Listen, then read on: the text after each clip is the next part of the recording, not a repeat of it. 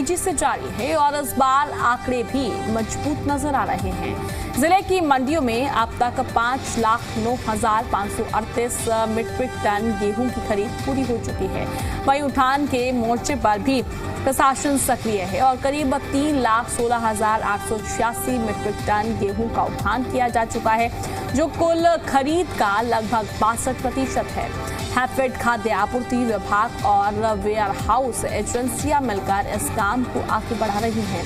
खास बात यह है कि लापरवाही बरतने वाले ठेकेदारों पर भी सख्त कार्रवाई हुई है और भारी जुर्माना लगाया गया है। प्रशासन का कहना है कि अब उठान कार्य को और तेज किया जाएगा, व्यवस्थित किया जा रहा है ताकि किसानों को किसी भी तरह की परेशानी न हो।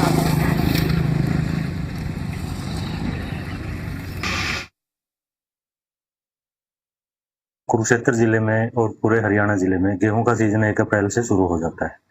तो 1 अप्रैल के बाद जो हमारी तैयारियां थी वो हमने सारी कर ली थी और उसमें मंडियों में जो ट्रांसपोर्टर है, लेबर कॉन्ट्रैक्टर है या ट्रांसपोर्टर कॉन्ट्रैक्टर है, उनकी तैयारियां पूरी करते हुए गेहूं की आवक मंडियों में सुचारू रूप से आनी शुरू हो गई थी। और उसके बाद हमारे जो ट्रांसपोर्टर हैं उन्होंने गेहूं का उठान शुरू कर दिया है। अगर मैं आज की बात करूं, हमारे ज़िले में 62% लिफ्टिंग हो चुकी है और इसमें हैफेड, वेयर हाउस और फूड एंड सप्लाईज तीनों एजेंसी मिलकर यहाँ पे परचेज कर रही हैं। अभी तक हमारे पास 5,09,538 मीट्रिक टन गेहूं हमने परचेज कर लिया है तीनों एजेंसियों ने मिलकर, और इसमें हमारा जो उठान है वो 3,16,886 मीट्रिक टन का उठान हो चुका है, जो कि 62% बनता है।